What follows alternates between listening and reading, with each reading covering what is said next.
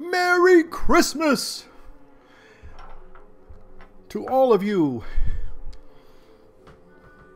Come in and know me better, man.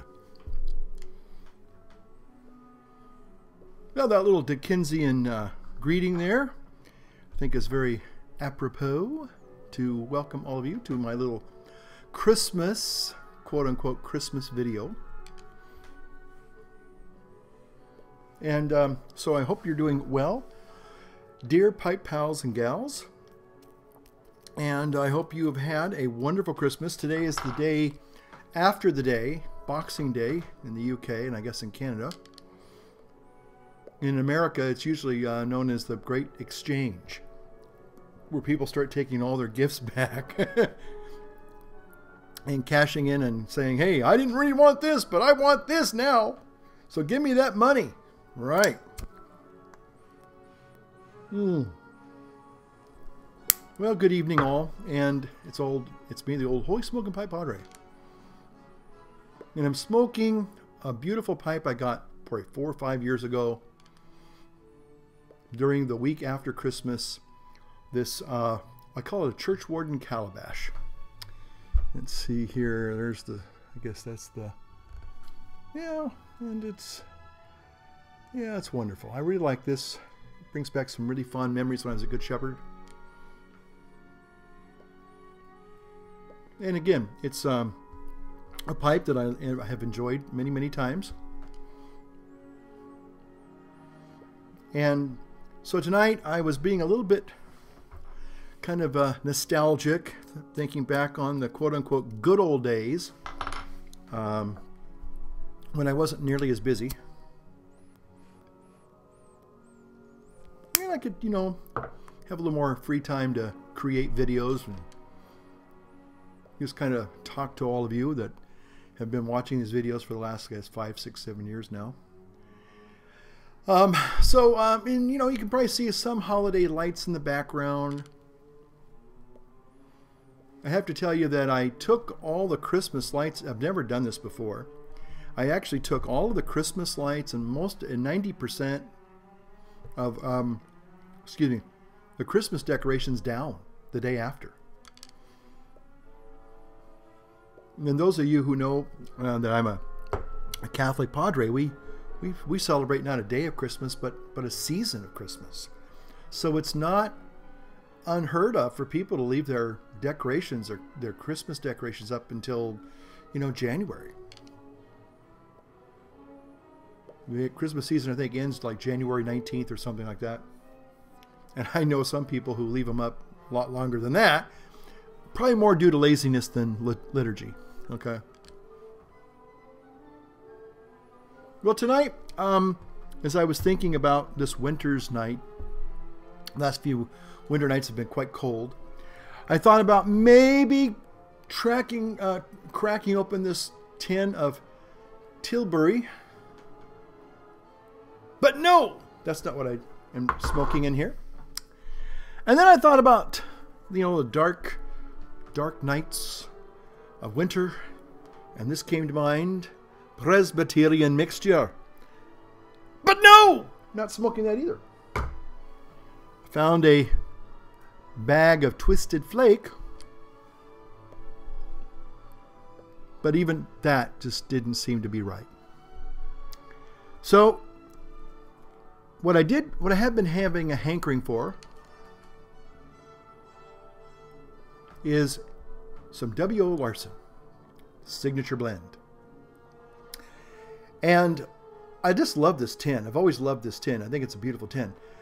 Now, I thought I had 2 of these, and I think probably what I did was I actually smoked the other one. And I literally looked high and low for the open tin. This is a brand new tin. Well, when I say brand new, it's been cellared for several years. And it was unopened, but it's a bit dry.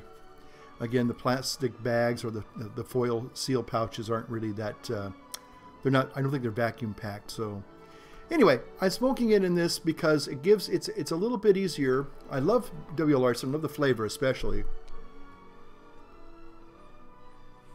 It is, when I open this, And I guess the reason why I love W.O. Larson, especially this time of year, is because if you've ever tried this really delicious tobacco and you smell the aroma, it smells like a fruitcake. It just, it's, to me, it's Christmas in a tin. You know, it's beautiful. And plus, you know, I think the only person I ever heard talk about tin art was maybe the Daily Puffer, old Bruno. And God bless you, Bruno, if you're watching. But I love tins. I love the tins. They're so artistic. Many of the pipe tins are very, very artistic. Have you ever noticed that? Do you have a favorite pipe tin, a tin of tobacco? It's very romantic. Most of them are usually very romantic, and they're very evocative of something that maybe ties back to your childhood. Maybe your dad was a pipe smoker. Maybe your grandpa was a pipe smoker. Maybe your mom was a pipe smoker. That's not impossible these days. I guess it's perfectly acceptable socially these days.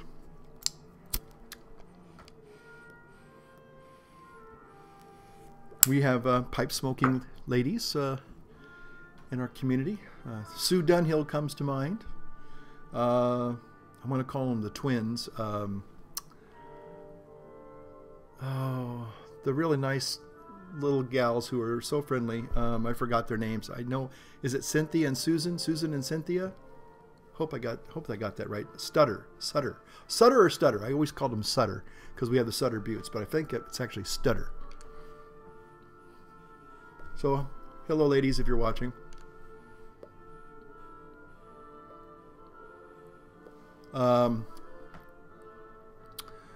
But anyway, so but I love the tins, and sometimes again they're just so pretty, and you can see my blue lights, how it kind of fades into those beautiful blue lights there. Yeah.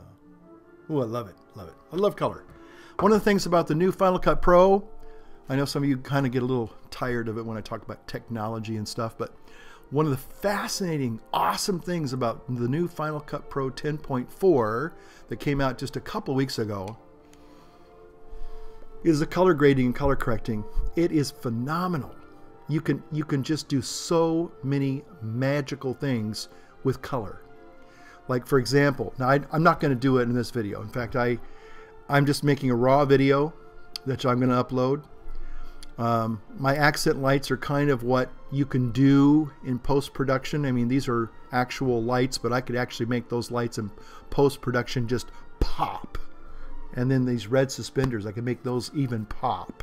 It would just be phenomenal. The white lights in the back. But anyway, so color is such a beautiful thing, and I love it. So I'm really happy about all the new Final Cut Pro. Also, it's supposed to have now the ability to edit 360 video, and I got a new 360 video camera a couple of weeks ago as well. This is the Samsung Gear 360. Kind of looks like something from a Star Wars movie, and we're going to be talking about Star Wars, don't you know, in just a couple minutes. But it kind of looks like a little Star Wars creature, you know? Doesn't that look like a little Star Wars creature? Yeah, there he goes. Okay, see ya. We'll talk to you later now. Bye. Okay, so anyway, Star Wars. This is more of an Android companion camera, although you can use it with iOS, but you got to do a few workarounds. And I found I think I kind of figured out editing 360 video for me is kind of the next level of video editing for me, because it's not as intuitive as this. Once I'm done with this, and I just airdrop it to Final Cut Pro, or actually on my Mac or whatever. And Bob's your uncle, Sally's your aunt, and it's just a no-brainer. It's so simple. Anybody can do it. That's why I do it. Because I'm just anybody, you know? But anyway, I'm happy to... Oops. I'm very happy. I've got my Dunhill lighter I've had for years and years. Love this thing.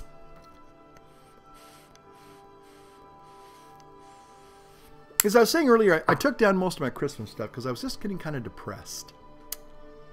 Yeah, I got kind of depressed because, well,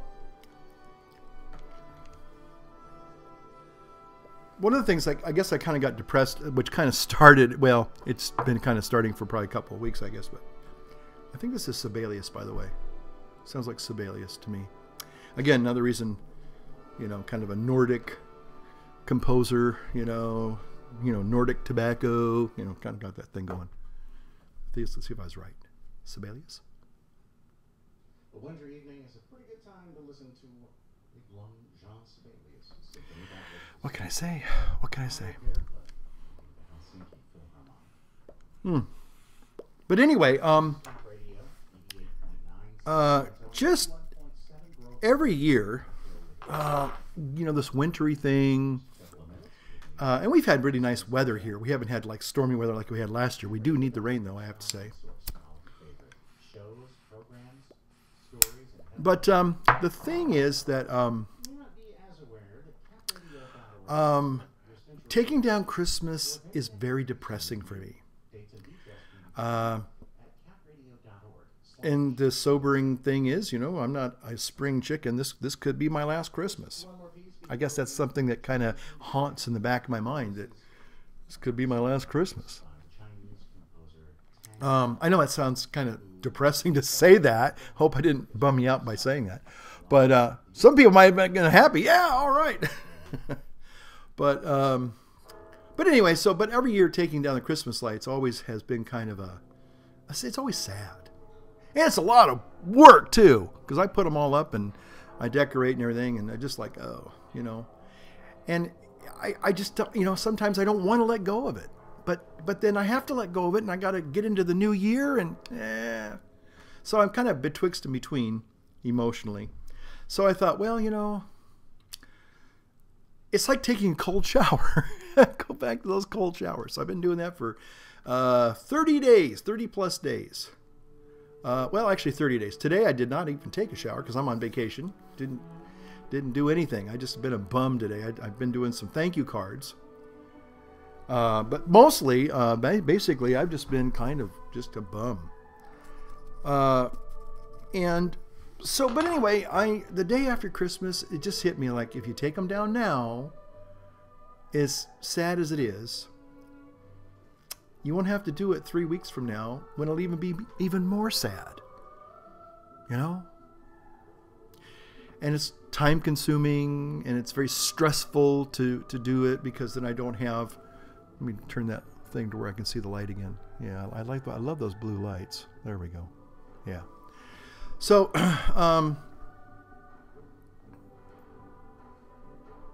okay, let's see if that'll work. Okay, I'm still kind of centered. Okay, great.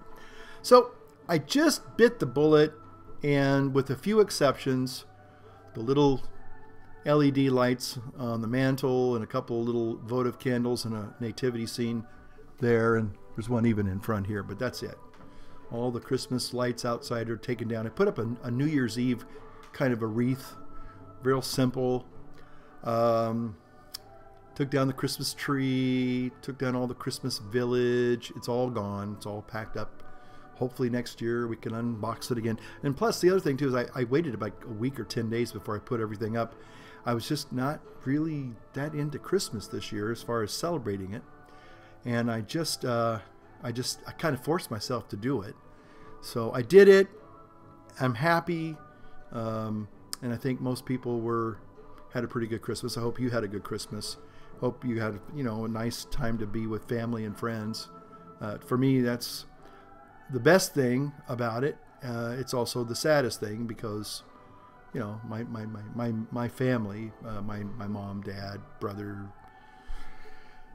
they're gone, and it's hard. It's just, just a little painful. That's all. But so anyway, I don't want to get on to a real depressing video here. I don't want to start a video that's depressing, because I want to talk about, in a minute, I want to talk about Star Wars. That's right. I've been talking to the gentleman scholar today on and off again about the Star Wars, the latest movie, The Last Jedi.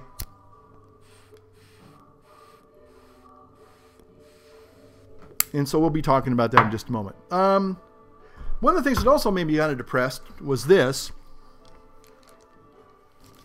Let's see if I can do that. Hey, that looks kind of cool. Okay. As you all know, I occasionally love my Java lattes. And these are very tasty. I got a Java Latte, got a Java Mint, and I even got an Acid Cuba. Is it? Yeah, Cuba Deluxe or whatever. It's a Cuba Deluxe, I guess. Anyway, all these are kind of like sweet liqueur type flavored cigars. However, they weren't cheap to begin with, but the price went up like 30%. So instead of them being like $11, I think they're now like $15. Oh my gosh, $16. $16, where they used to be $12. So $4 increase. This one here is $18. I mean, that's just, I can't afford that, folks. So I have to just say that it'll be a very rare now. I mean, it wasn't like I smoked cigars every day. Probably not even once a month. Just once in a blue moon. And that's very rare. But I did that because, you know, I mean, I like smoking once in a while. But I just don't. Now, fortunately, I have plenty of tins of tobacco that will last me probably the rest of my natural life, which isn't maybe much longer. But the thing is that, but I don't have to worry about that. I am a little sad too, because as I was buying these, you know, I missed the Briar Patch in Sacramento. I had a lot of good memories from that, especially the one in Arden store. It had that beautiful ambiance. Again, the beauty of the store kind of was like an old Victorian Dickensian little shop, and just had so much charm and character, and it had been there for like 25, 30 years. And then the politically correct people pretty much forced them out. You know, because smoking is bad, don't you know? Well, I'm not saying that it doesn't have its inherent risks, but again, when we start to hate everything and try to vilify everything, that's where we're at right now in our society. You know, again, I think I've said this before, and I won't touch on it too much, but you know, there's a lot of hurt and maybe angry people out there, and they're like wounded animals, and wounded animals are very dangerous, and they hate, and when they really truly hate, it's not good. You know, so just because you may not like something, a philosophy, a person, whether they smoke or not, whether they're vegan or not, or whether they're, you know, Republicans or Democrats or libertarians or whatever, and you start hating on people, that's not a good thing, folks. You know, you can still have civil friendships with people, even if you disagree with them on certain levels. You don't always have to be in lockstep. You know, you just don't have to do that. But unfortunately, there are just a lot of people that if you don't subscribe to their view of the world, we're going to burn you down. We're going to take you down. And if you're a pipe smoker like I am, and like many of you are, there are a lot of people that have decided that you need to go. You need to go bye-bye, you know. And if we, you know, because we're going to do it to save your life. Well, you know, like I said, if I was sucking on this 24 hours a day, 365 days a year, you know, well, yeah.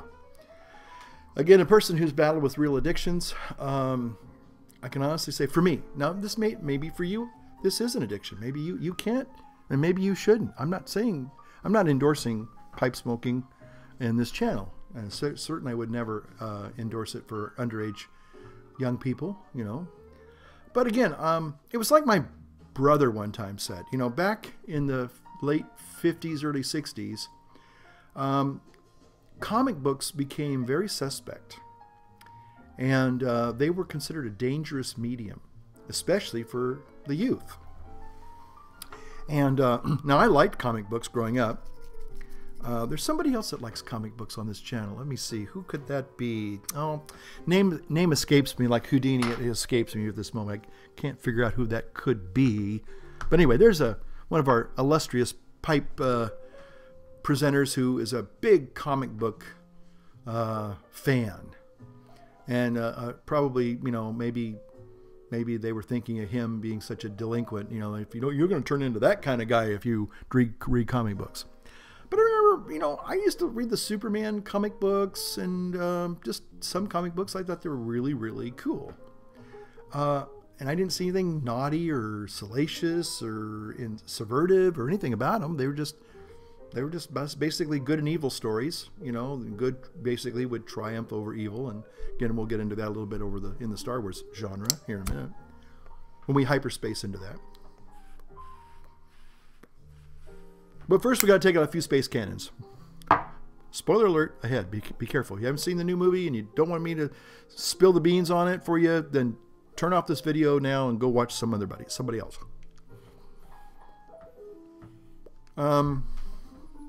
So anyway, my brother, who was a medieval scholar, a person who like spoke and read 3 or 4 different languages, you know, one day he saw me reading a comic book and I got nervous and I thought, oh, he's gonna scold me. And he said, look, there's nothing wrong with good comic books. Which totally shocked me because I thought I was really going to get a drubbing from him, you know, telling me I shouldn't be wasting my time and, you know, poisoning my brain with such trifle nonsense. But he said many of the comic books, they have really good stories. That's the key, folks. Good stories. Okay. So anyway, kind of forgot where I was going with that. Comic books. See, I'm getting old. But anyway, so there you have it. Just kind of enjoying the day and excuse me, being a little nostalgic here. So anyway, also, for those of you who have been wondering, you know, I did go out and get the iPhone 10. Maybe I might give a little review, just a little teeny tiny review of the iPhone 10. Hold on a second. Do I like the iPhone 10? Okay, how come I'm not getting, there we go. I think it's a beautiful little phone. It's, you know, it is what it is. I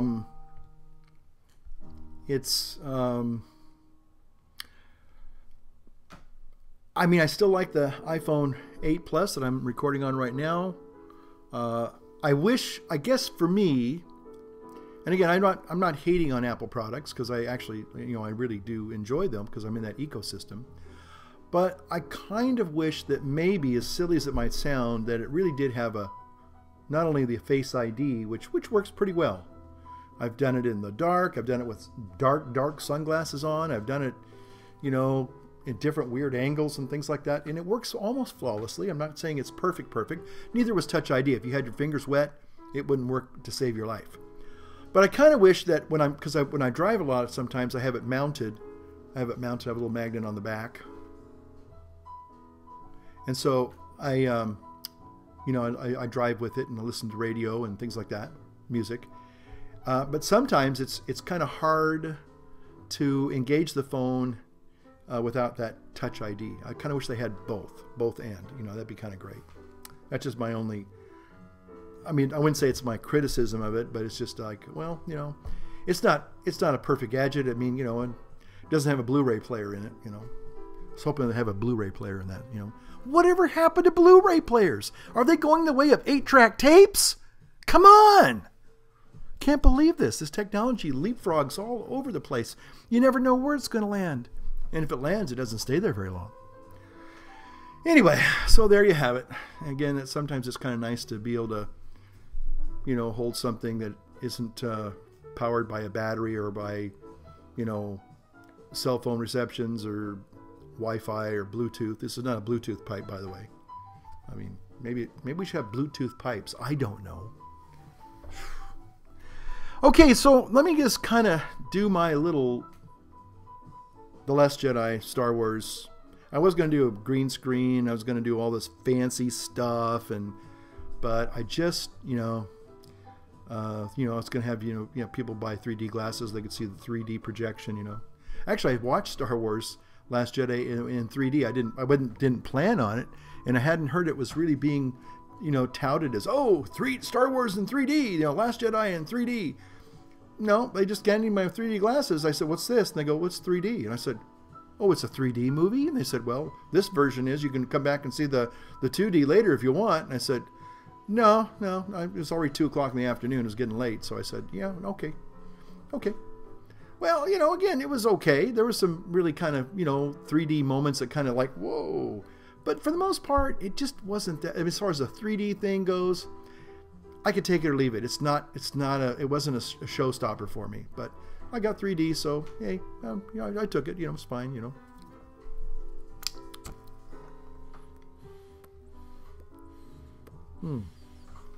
So anyway, I've been really hesitant to go and see The Last Jedi because I've been seeing a lot of reviews, very negative, I must say, on YouTube. And okay, and I got into this with Gary Portier this morning. He asked me if I'd seen it, and I said, well, the reviews are really kind of scathing, the ones I've seen. And he goes, what are you talking about? So I sent him a couple. I guess he watched them out of, trying to see what I was trying to get at. Bottom line for me was that some of the character development, I guess I'll just put it this way. There's the canon of Star Wars based upon the first 3 films, and I don't know if the prequel counts as, I guess it does count as canon because it was Lucas. So the first 6 Star Wars films that's considered the canon. But what a lot of the fans are upset about is that with Kathleen Kennedy and the new Disney gang, they're extending that canon. They're creating things that have heretofore never even existed in the quote-unquote Star Wars universe. And that's what's really got a lot of people pretty upset.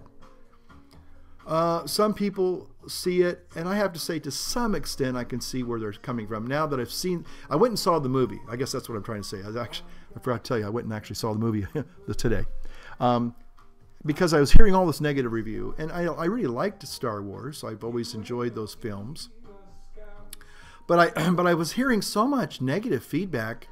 Even Mark Hamill supposedly was saying that he didn't really like the way Luke was written, and he kind of like had a lot of major difficulties and questions, and saying to the director, like, I don't think this is the Luke Skywalker that I originally played. That's a valid point. So anyway, and then a lot of people were kind of saying, like the Rey character, the young lady character, it's almost kind of like, again, forgive me, I'm not here to really, say anything inflammatory or get people super angry, although I guess I do that quite naturally.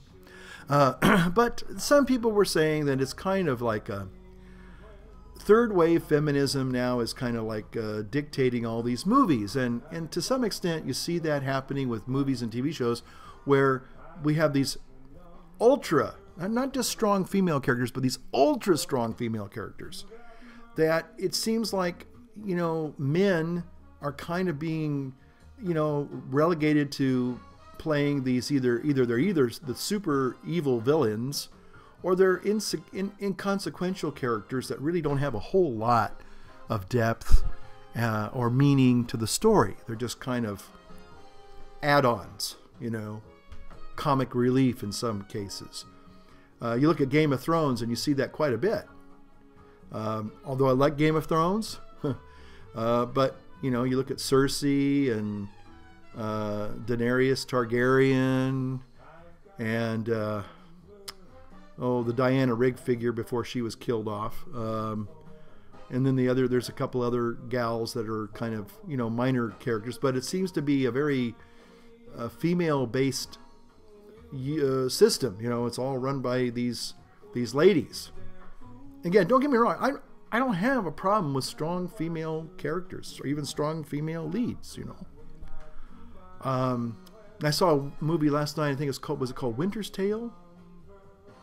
it was a story about an Indian girl who was killed up in Wyoming or something. And yeah, talking about a wintry movie. Boy, you sit there and you kind of cuddle up because it's really, you get cold just watching that movie.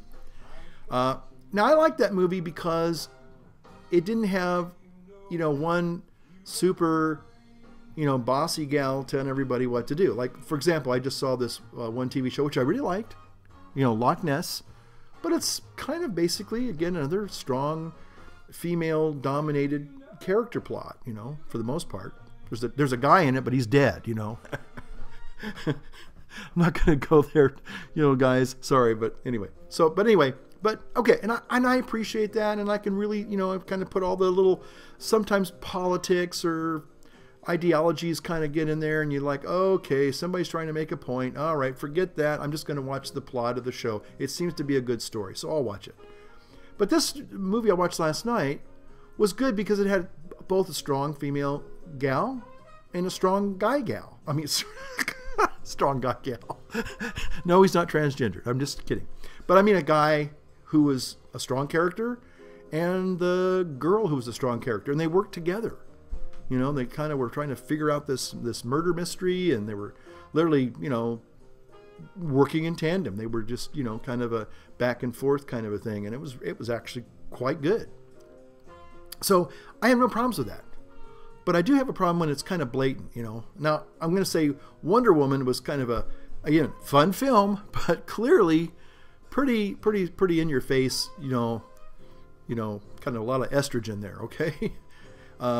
So again, I'm not opposed to strong women characters, but I am opposed to, I think, when people want to kind of force, in a subtle way, kind of an unstated agenda subliminally, and it's like, well, okay, that's not realistic, okay? Now, one of the last things I'll say about, Star Wars, and I don't know if I'm really going to get into a lot of spoilers here, but some of the critics have said, and I tend to agree, that some of the things that happened in the movie were like, okay, so you have to watch the movie to kind of take it all in context. Because if somebody's saying something either positive or negative, it's sort of like meeting somebody. If somebody can say something really positive about somebody or something really negative about somebody, but it's not until you really meet the person that you can kind of get the kind of a fuller experience of that. And that's what I found today. It's like I went into the movie and I didn't even want to go. That's kind of where I was at. It's like, you know what? I really have more important things to do. Why am I going to spend my money on a movie I'm probably not going to like? But I said, well, it is Star Wars. I grew up with the original Star Wars. And I thought, well, you know what? If it turns out to be a real dud, when next time another one comes out, I just won't bother. I'll say, hey, look, I was really disappointed with the Return of the Jedi, and so I'm not going to watch any more Star Wars movies. I might watch them if they come down on iTunes or Netflix, but I'm not going to go see them in a show, because why should I waste money doing that? Okay, that being said, I did go in, and I have to say that I kind of had to put some of my biases aside, because I was kind of prejudging this thing, thinking it's all going to be all this overdone, ideology stuff, and I'm like, I don't like it when a movie preaches to me. Now, we all like movies with a message. Don't get me wrong. I think all of us like a movie with a positive message. But if it's a message that's negative, then it's like, okay, well, one of the things I told Gary was I said, well, a lot of people are saying it's kind of an anti-male perspective movie. It's like, the males are always the bad guys or the losers. Are the comedians, and they're really not that important, and it's all the women who are down saving the world and blah, blah, blah, blah. And so anyway, so I went in there thinking that pretty much I was going to get a big helping of, identity politics, a la SJW stuff. And I was sort of kind of sitting there, well, I'll eat my popcorn and I'll leave if it gets really overbearing. But I have to say that the movie really was, again, a Star Wars film. Pretty much. Now, some of the things, here's a spoiler alert. Some of the things that I thought were like, okay, why is this happening? Okay. For example, Princess Leia, the late, great Carrie Fisher, the starship or spaceship she's on gets blown up and she starts, the special effects are out of this world. No pun intended. Okay, just awesome. You know, it's like, wow. You know, the thing is that we are so spoiled with our special effects and our Star Wars special effects that we kind of take it for granted. But it's still pretty spectacular. If I saw the stuff that I saw back in 1979 or 77 when I first saw Star Wars, even that blew me away. But this would have just like, I'd be like that all night long. It's like, how did they do that? How did they do that? How did they do that? So anyway, so she's sitting there in this spaceship, and all of a sudden, boom, and she gets sucked into outer space, into the dark, cold of space. Well, you think, okay, that's the end. But then all of a sudden, she like, in the vacuum of space, she comes alive and she sails herself back to the starship or spaceship and knocks on the door. And they open the door like, you know, she's in suburbia or something. They just, oh, come on in. There's no, you know, rushing of the space, you know, into the ship, and everyone's like holding on for dear life, you know, and don't close the hatch, you know, like in 2001. They just kind of open the door kind of casually. Oh, yeah, come on in. And she falls. They catch her and they put her on a stretcher and they take her to the sick bay. And that's, I mean, she comes back at the very end, but basically, okay, that's interesting. Then the another thing they talked about was this bombing run. They want to bomb one of the dreadnought starships, and they have these kind of funny bomber spaceships. Well, the thing is that how do those bombs fall in space? Because there is no gravity. Okay, so some of the physical things, the scientific things.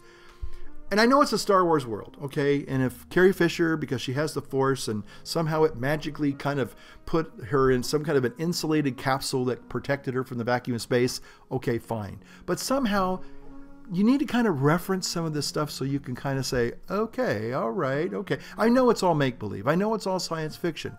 And we do suspend some of our, you know, our belief in the natural world to say, okay, it's just a movie.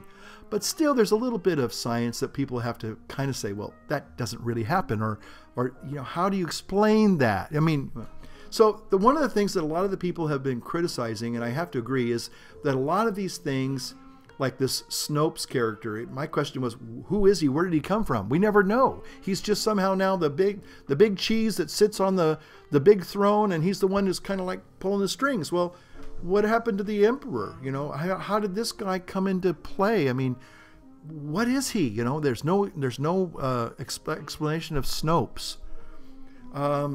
So, and then the Rey character, they call her a Mary Sue because she's just too perfect. I mean, Luke had an arc of development. Mary Sue is just Mary Sue. I'm sorry, Rey. Mary Ray, Mary Ray, or Sue Ray, whatever, Mary Ray Sue, whatever. You know, I mean, she doesn't really receive any real training in the Force. She just somehow has this connection. Anyway, so there were just a lot of little things that I kind of thought were intriguing and kind of were like, they were nagged at me a little bit.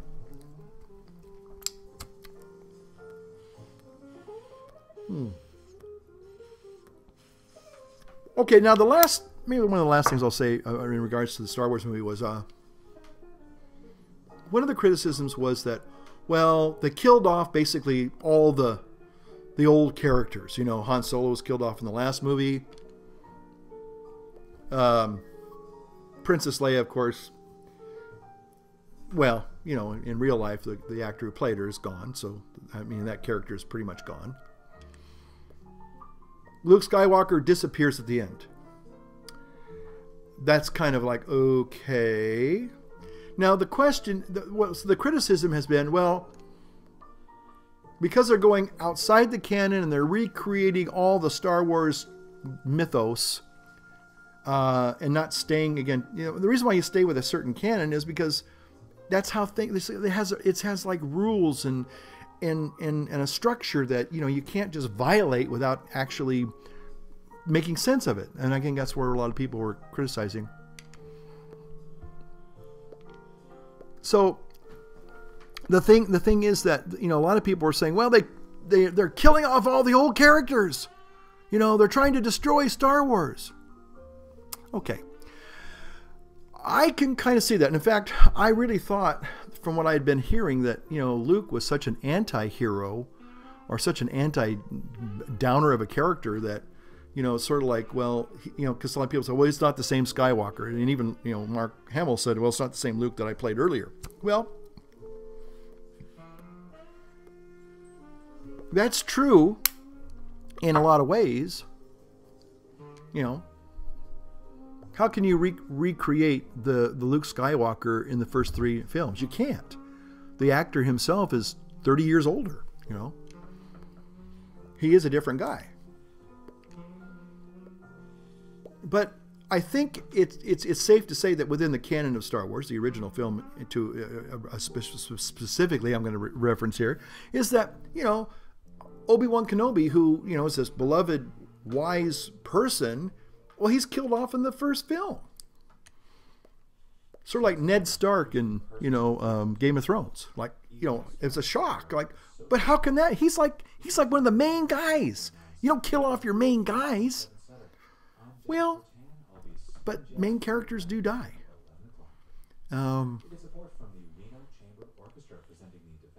And so I kind of thought, well, it's a natural arc of things. Now, to kill a character off just because an actor wants his character to be killed off, I don't know if that's really... like, I kind of think the Han Solo thing could have been done a different way. Not sure if that was really a good way to have him killed off.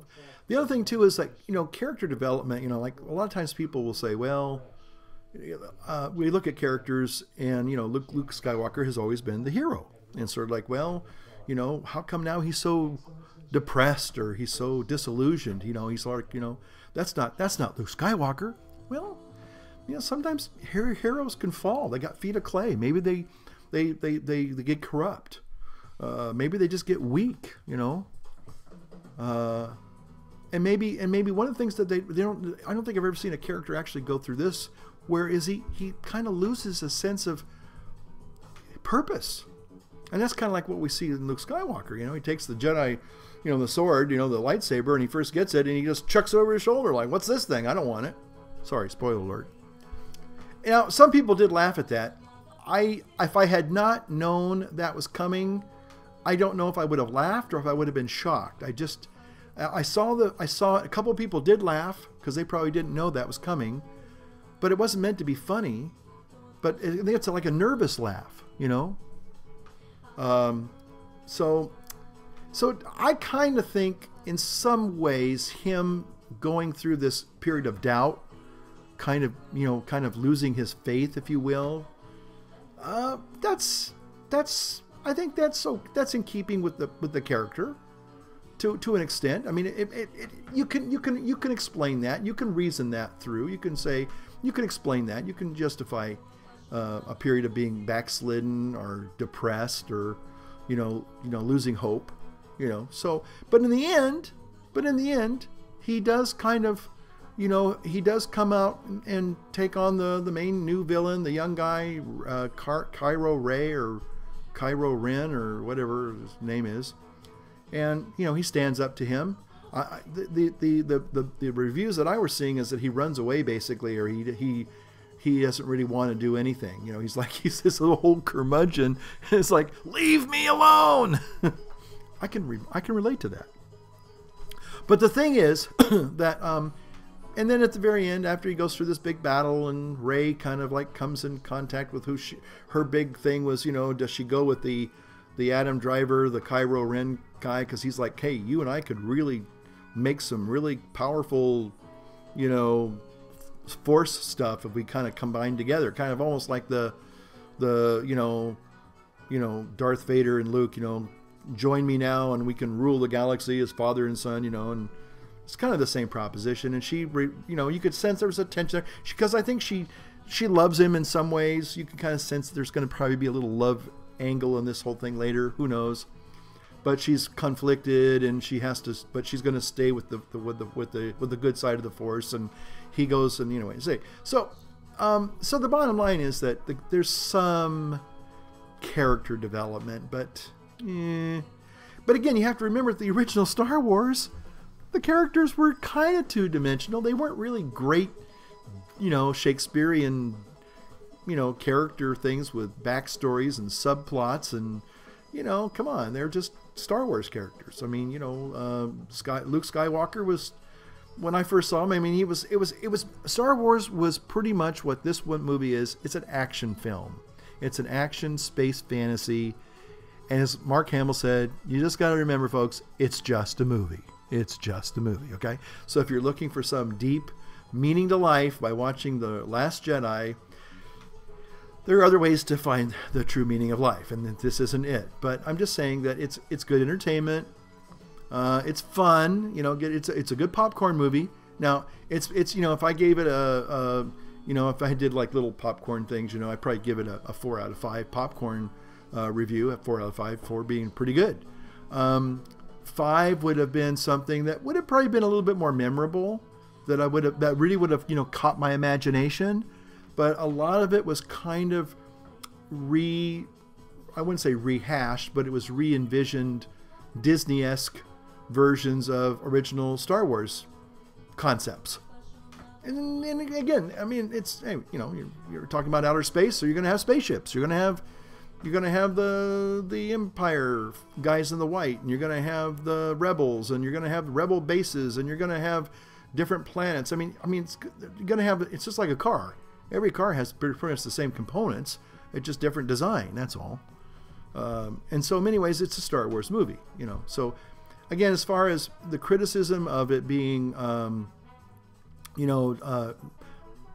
characters aren't really that well developed. There's not a lot of really good storytelling. I would say that the story was maybe a 3.5 out of 5. It was like, I mean, it kept you. I mean, this is a 2.5 hour movie, folks. By the way, if you're interested in seeing it, it's not it's not like an hour and 35-minute movie or whatever. It's a 2.5 hour movie. So you're going to invest a part of your life watching this film, and if you enjoy, a mindless entertainment that will leave you feeling kind of like, oh, that was kind of fun, and then you go off and do whatever you do next. But anyway, so I just would say that there is a lot of valid criticism on the part of the fandom. Now, some people just are really,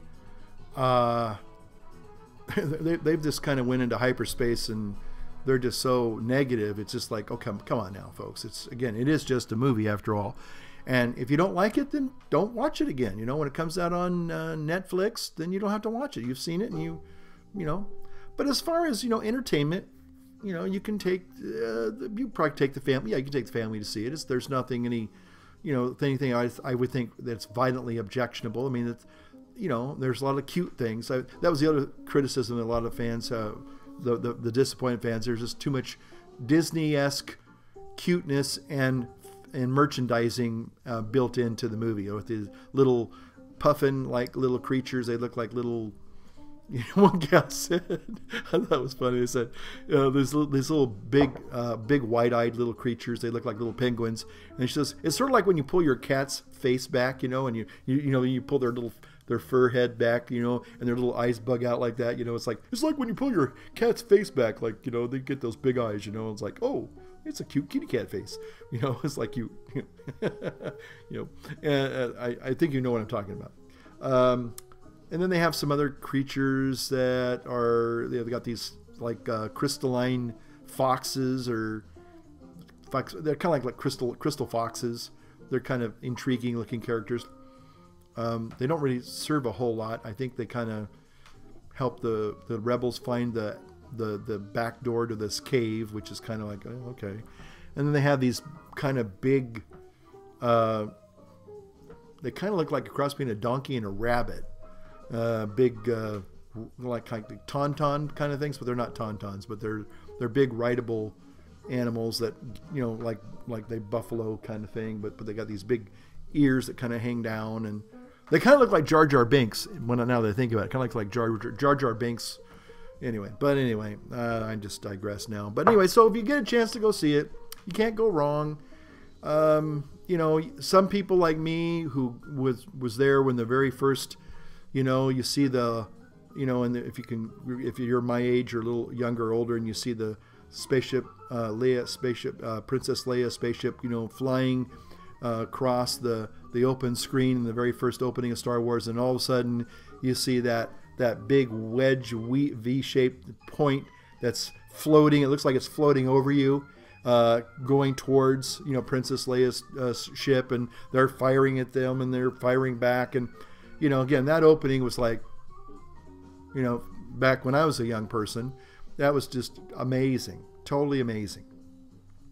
And again, when you compare and contrast the original Star Wars film, which everybody thought was going to be a flop, by the way, George Lucas pretty much, I think he actually did have a nervous breakdown towards the very end of the post-production. I mean, he basically was a walking wreck physically.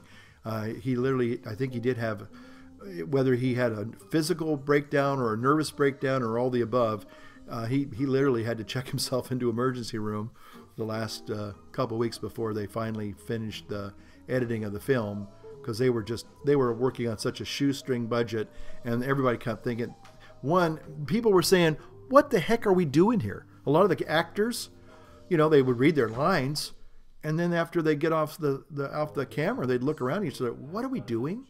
What kind of a movie is this? So again, and then plus like Carrie Fisher, Mark Hamill, Harrison Ford, they were kind of B-rate, C-rate actors. I mean, they were in a few films, but they were never stars in their own right. They were just B actors, B Hollywood actors. So they were kind of know-nothing kind of people. I mean, you might have said, it's like when you're watching a TV show nowadays or modern film, and you'll see a character actor, and you go, oh, I've seen that guy or that gal somewhere. Where have I seen them? That's the kind of reputation that they had. The film recognition that they were. Unless you really, really were already a fan of theirs in their early days, you might be able to say, oh, that's so-and-so. But most people go, oh, I've seen them before. What movie were they in? Then you have to look it up or whatever. I mean, again, it was made up of a lot of, I don't want to say second-rate actors, but I'm just saying people that they were pretty much unknowns, just like some of the newer Star Wars characters. They're kind of unknowns.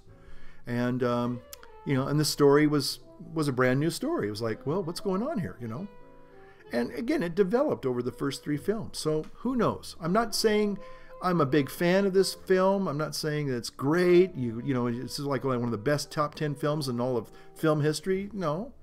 But it's up there with any of the other newer films, like, some of the Marvel films. I'll say that the films that I think, for me, that I think were really profound kind of films were the Batman Returns series with Christian Bale. Those films were really interesting. They had some real kind of meaty plots and character development and stories. At least I thought. As far as, fantasy action films, those were some of the best I think I've ever seen. Those had some real, like, they made you think. They made you think about your character of yourself, and they kind of left you with a little bit more to take home and kind of mull over a little bit. This is not one of those kind of films. You're going to enjoy it. You're going to have fun. It's good popcorn movie. Maybe if you get an icy and some junior mints, you're going to really be in, seventh heaven. And it's enjoyable. But as far as, taking it home and picking it apart and dissecting it and doing a forensics analysis on it, it is what it is. And at the end, I like what Mark Hamill said, and I'll close.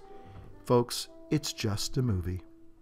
Hope you got something out of that tonight. Thanks for watching. We'll see you next time. And Merry Christmas and Happy New Year.